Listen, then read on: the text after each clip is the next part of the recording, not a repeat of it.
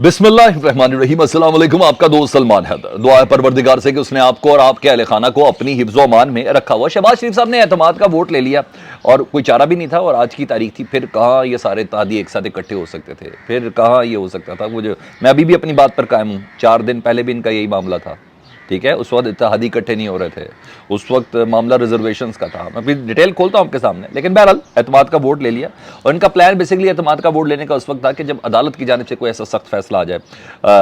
इजलास पहले ही बुलाया हुआ था, कल का डिनर आज दोपहर के लंच के ऊपर कर दिया गया था कि तमाम इत्तेहादियों मुकम्मल तौर पर हिदायत भी कर दी गई थी या करवा दी गई थी, हिदायत कर दी गई थी या करवा दी गई थी कि आपने इस्लामाबाद नहीं छोड़ना, आज हुकूमत को आपकी ज़रूरत है। तो तादाद पूरी करके रखी हुई थी इन्होंने जी, कि अगर अदालत की तरफ से कोई सख्त किस्म का ऑर्डर आ गया तो कम से कम अक्सरियत तो, सादा अक्सरियत तो पूरी करके दिखा दे जी। और प्लान भी यही था।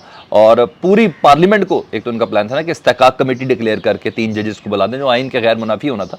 लेकिन बहरहाल इनका यहाँ तक भी प्लान था कि अदालत की जानिब से किसी किस्म का, मगर अदालत ने इनको किसी किस्म के स्टंट का मौका कोई नहीं दिया, ठीक है। इनकी उम्मीदों पर, इनकी हर चीज़ के ऊपर बहुत अच्छे से अदालत ने पानी भी नहीं फेरा, तेज़ाब भी फेंक दिया। तो इनका ये सारा प्लान तो था। लेकिन बहरहाल इन्होंने फिर कहा इकट्ठे तो हो गए, फिर पता नहीं या किस्मत या नसीब कब ये इकट्ठे हो जाएंगे और कब ऐसा हो जाएगा। तो भाई फिर एतमाद का उन्होंने कहा वोट ही ले लेते हैं। हालांकि वोट का प्रोटोकॉल तो सदर की तरफ से है, तो सदर साहब एतमाद का वोट लेने का कहेंगे। लेकिन बहरहाल इन्होंने कहा ज़रा अपनी खुशी थोड़ी सी पूरी कर लें। तो बहरहाल 180 अरकान के वोट पड़ गए या पढ़वा दिए गए, वोट पड़ गए या पढ़वा दिए गए। लेकिन बहरहाल अगर कोई कंट्रोल टावर है तो उसने भी साबित कर दिया कि जी हम मौजूदा हुकूमत के साथ खड़े हैं। अगर है तो डेफिनेटली कर दिया, क्योंकि इतना आसान काम नहीं था ये सारे ताजे को इकट्ठे करके वोट दिलवाना। कोई हालात है ऐसे पाकिस्तान के, अवाम के नुमाइंदों को नहीं पता चल रहा कि इस वक्त पोजीशन कौन सी खड़ी हुई है पाकिस्तान में। महंगाई की क्या पोजीशन है, कि 1 साल पहले वाली पोजीशन है, बिजली की क्या पोजीशन है, गैस की क्या पोजीशन है। IMF मुंह नहीं लगा रहा, इनको नहीं समझ आ रही। अभी रोज़े भी गुजारे इन्होंने, पेट्रोल का कहा था कि एक नया किस्म का प्लान लेके आ रहे हैं, आज तक वो एग्जीक्यूट नहीं हो सका IMF के कहने पर। आवाम को नहीं समझ आ रही ये महंगाई, ये आटे के थैले, ये चीनी, ये सब क्या हो रहा ब्लैक में, तो इनको सब समझ आ रही है। तो जाहिर बात इतना आसान तो नहीं था ना शहबाज शरीफ साहब को एतमाद का वोट देना। दोबारा अपने वोटर के पास किस मुंह से जाना था इन्होंने, को भाई पहली बार तो हो गया कि भाई हमने इमरान खान की दुश्मनी में वोट दे दिया, दूसरी बार क्या करेंगे, अब किसकी दुश्मनी में वोट दिया। तो खैर इन्होंने अपना बेड़ा गर्क कर लिया आगे, मगर बहरहाल वो वोट पड़े या पढ़वाए गए तो वो बहरहाल हो गया। और मगर मैं आज भी अपनी बात पर कायम हूँ, अपनी उस खबर के ऊपर कायम हूँ कि एतमाद का वोट ये बहुत पहले से लेना चाहते थे, इनके पास तादाद पूरी नहीं हो रही थी।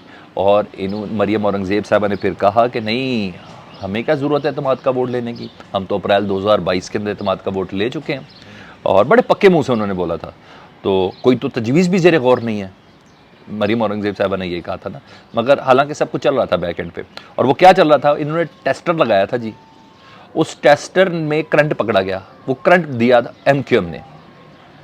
MQM ने अपने तमाम, उन्होंने कहा हमने एतमाद का वोट नहीं देना, उन्होंने सब 7 के 7 MNAs ने ना अपना जो इस्तीफ़ा है ना वो खालिद मकबूल सदीकी साहब को जमा करवा दिया, ठीक है। यहाँ तक तो मैंने आपको सब चीज़ें बताई हुई हैं, वो जमा करवाया।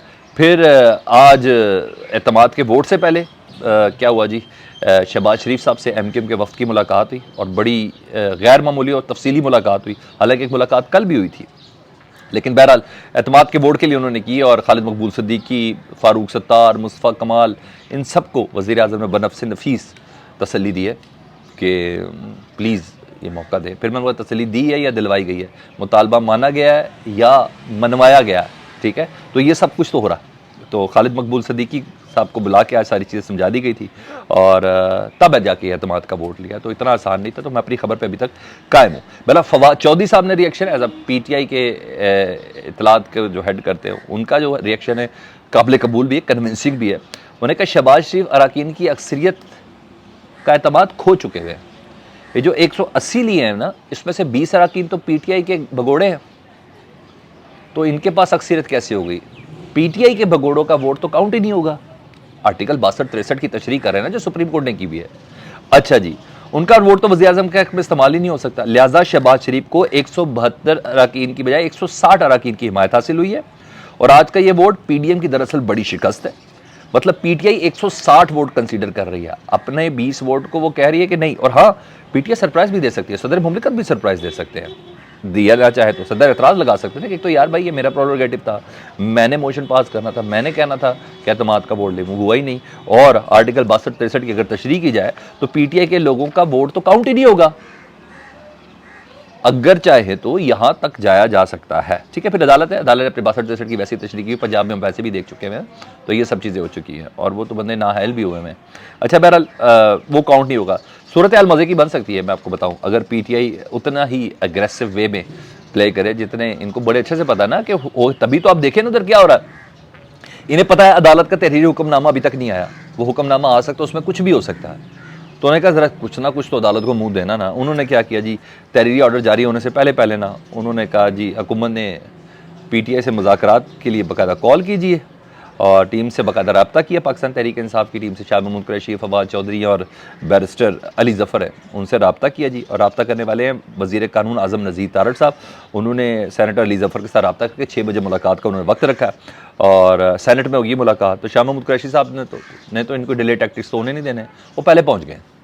जिस वक्त मैं आपसे बात कर रहा हूँ वो पहले पहुँच गए और पीटीआई इनको भागने नहीं देगी, वो डट गई हुई है और इनको बड़े अच्छे से पता है कि पीटीआई इस वक्त डट गई। तो इसलिए ये भी ज़रा बड़े ध्यान से, हालांकि अभी तक जिस वक्त तक मैं आपसे बात करूं हुकूमती या पीडीएम की टीम अनाउंस ही नहीं हुई, मगर बहरहाल वो तफसीली ऑर्डर आना तो उस ऑर्डर से पहले पहले उन्होंने कहा ज़रा हम भी थोड़ी नसपच करके दिखा दें।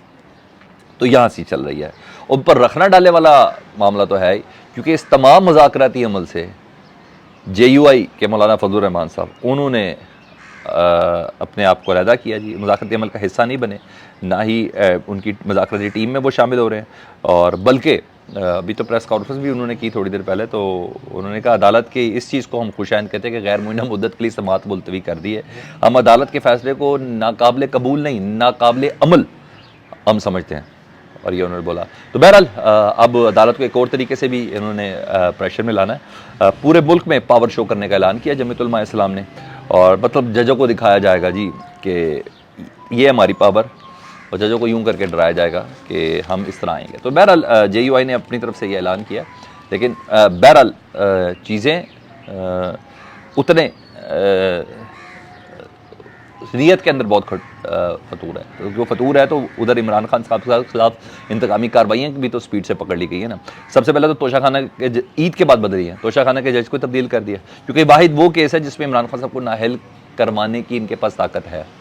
तो बाकी तो सारी बेफजूल हैं, एक के बाद एक चीज़ें वैसी बनाई भी थी। फॉरेन फंडिंग वाला केस भी खत्म हो चुका है, दीगर चीज़ें भी खत्म, ना नैब पे ना कोई जिससे इमरान खान के खिलाफ कोई किसी किस्म का कोई केस, एंटी करप्शन में ऐसी कोई चीज़ भी नहीं। तो तोशाखाना की वो ज़रा गड़ी वाले मामले पे इन्होंने करना था, तो पहले सबसे पहले उसका जज तब्दील किया गया और फिर नया जज बनाया गया जी। और नए जज हैं हुमायूं दिलावर साहब। अब वो जज का दोबारा इस केस का ट्रायल शुरू करेंगे, तमाम चीज़ें पढ़ेंगे जी। और सोशल मीडिया पर बाकायदा बयानिया बनाया जा रहा है कि अब इमरान खान बच के किधर जाएंगे, इमरान खान साहब की अब खैर नहीं है, ये बाकायदा तौर पर बनाया जा रहा है ये नए जज साहब के आने की वजह से। उधर 25 मई का हंगामा राई केस जो है, जो सुप्रीम कोर्ट पे है, उस केस में ना जुडिशल मजिस्ट्रेट साहब एक्टिव हुए हैं। थाना सहाला का ये केस है जिस पे इमरान खान साहब ने हंगामा राई की थी। 29 अप्रैल को ज़ाती हैसियत में 2 दिन बाद इमरान खान साहब को जुडिशल मजिस्ट्रेट ने तलब कर लिया। तो यहाँ मुज़ाकरात की बातें करते हैं, वहाँ इमरान खान साहब की तलबियों की बातें करते हैं। किसी जगह पे इमरान खान साहब एग्जिस्ट नहीं कर रहे थे, लेकिन वो तमाम केसेस 127 के 28 उन तमाम केसेस के अंदर बेशतर केसेस इमरान खान साहब मौजूद ही नहीं थे। लेकिन बहरहाल उन्होंने काम डाला, तो ईद के बाद मामला तेज़ हो गया। अगर नीयत सही हो ना तो बहुत सी जगहों पे थोड़ा पता चलता है कि मामला मुज़ाकरात की तरफ लेके जा रहे हैं, हम अफ़हाम व तफ़हीम की तरफ लेके जा रहे हैं, हम मुल्क की बेहतरी के लिए कुछ करना चाह रहे हैं, हम सियासतदान मिल बैठ के PTI के साथ मिल के कोई तारीख रखना चाह रहे हैं। तो अगर वो मामला हो ना तो मगर एतमाद का फुकदान ही इतना है, और वो आज भी गवर्नमेंट इतनी बेवकूफ़ है कि इसको पता ही नहीं चला। ये ताकत के ज़रिए इमरान खान को दबाना चाह रहे हैं। भाई कोई हरबा ही नहीं कामयाब हुआ तो भाई बैठ जाओ, क्या ख्याल है? चैनल देख रहे हैं तो सब्सक्राइब कर दें, अपना बहुत ज़्यादा ख्याल रखें। अल्लाहुम्मा सल्ली अला मुहम्मद व आले मुहम्मद।